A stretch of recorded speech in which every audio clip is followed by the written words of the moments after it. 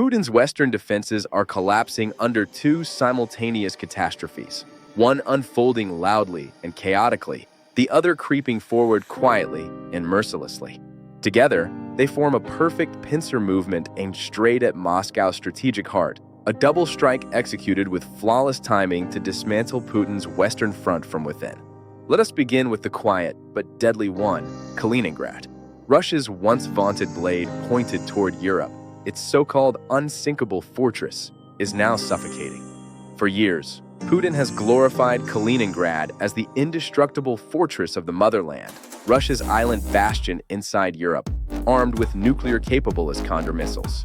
Yet, beneath the bravado, there has always been one fatal flaw: logistics. Kaliningrad is not a fortress at all, it is an island. Every drop of fuel, every box of rations, every tank and shell relied entirely on railway lines that cut across NATO territory, specifically through Lithuania. This railway was Kaliningrad's only artery. Then came the day that artery was cut. On October 31st, 2025, Lithuania announced an immediate halt to the transit of petroleum products owned by Russia's two largest energy corporations, Lukoil and Rosneft. The ban, effective from November 21st, was not just an act of policy. It was a masterstroke of lawfare, a financial trap disguised as regulation. This operation began on October 23rd, when the United States Treasury's Office of Foreign Assets Control, in coordination with the United Kingdom, imposed sweeping secondary sanctions on Russia's energy sector. These measures targeted Lukoil and Rosneft, entities that together accounted for nearly half of all Russian crude exports. Secondary sanctions mean any company doing business with those entities would be disconnected from the global dollar and sterling systems, losing access to international banking. Lithuania, whose state railways transported Russian oil to Kaliningrad, found itself trapped. It had two options: comply or face economic annihilation. The choice was obvious. On October 31st, Lithuania chose survival and set November 21st as the date to end all shipments. Last year, Lithuanian railways transported approximately 371,000 tons of petroleum to Kaliningrad, with Lukoil accounting for about 345,000 tons. That oil powered Kaliningrad's civilian life, its industries, and its military, the tanks, ships, and aircraft of Russia's Baltic Fleet. When November 21st arrives, that fuel supply ceases entirely. So can Putin strike back? Not this time. When similar sanctions hit in 2022, he roared and threatened Europe until Germany hesitated. But today, there is no political body to intimidate. This is not Brussels passing resolutions. This is the United States Treasury enforcing financial law. Tanks cannot attack a bank code. Missiles cannot erase a sanctions ledger. Putin's doctrine of strength is powerless before a single OFAC order. But what about the alternative? Transport by truck through Belarus.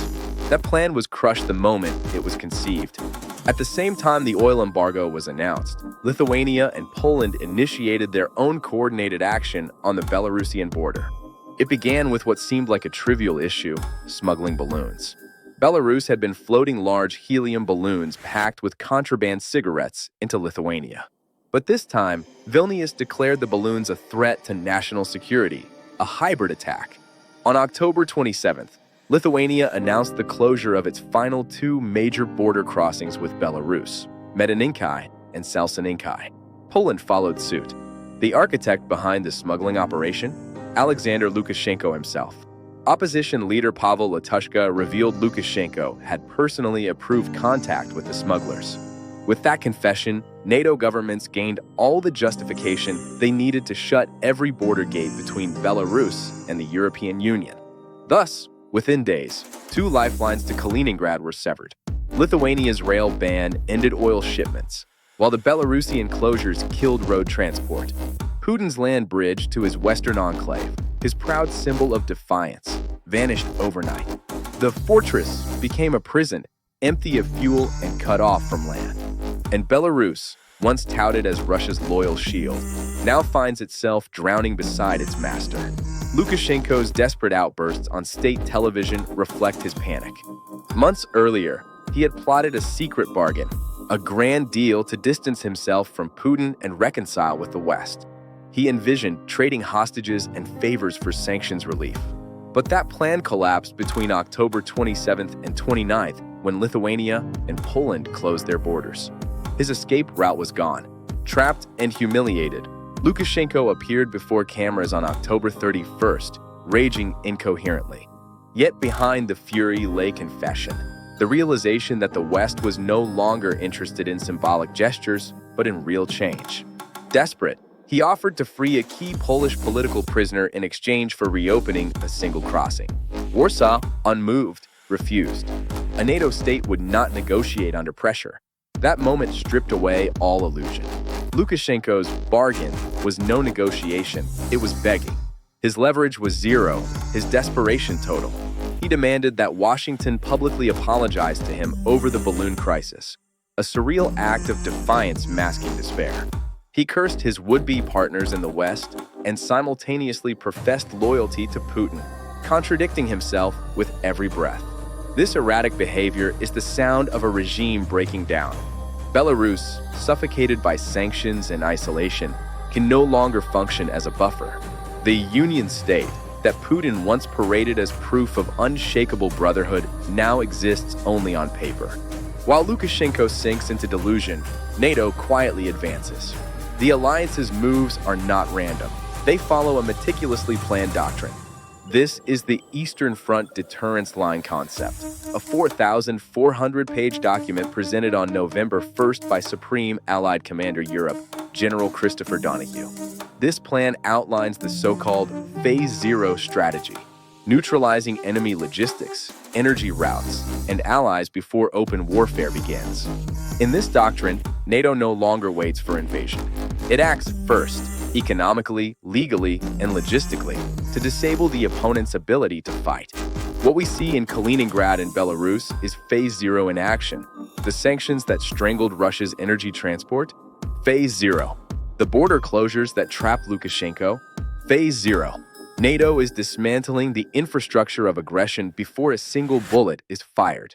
Putin, who once believed he could force NATO to retreat by attacking Ukraine, has instead awakened a giant. The alliance, after 3 decades of dormancy, now moves with unity and precision. It has crippled Russia's western presence without a battle. Kaliningrad, once called the dagger in NATO's heart, has become a rusting relic, a powerless, fuel-starved liability. Its railways are silent, its roads sealed, its ships cornered in what is now effectively a NATO-controlled sea.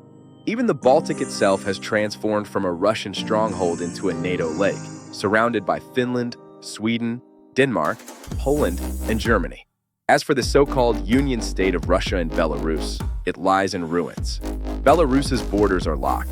Its leader is pleading and paranoid. Its economy is collapsing. The brotherhood Putin promised is revealed as dependency and decay. Thus ends 2 of the Kremlin's greatest myths, the invincible fortress of Kaliningrad and the unbreakable union with Belarus. NATO's victory required no missiles, no troops, no battles, only precision, law, and timing. Through financial warfare and border control, it has dismantled 2 pillars of Putin's Western power. Within a single week, the entire western flank of Russia's strategy has disintegrated. Washington's sanctions began the process. Lithuania's enforcement completed it. Poland's border closure sealed it. Now, not one door remains open for Moscow and Europe. Putin sought to fracture NATO. Instead, he unified it. He believed he could bend the continent. Instead, he strangled his own strongholds. The western front of the Russian Empire no longer exists. The fortress has fallen. The land bridge is gone.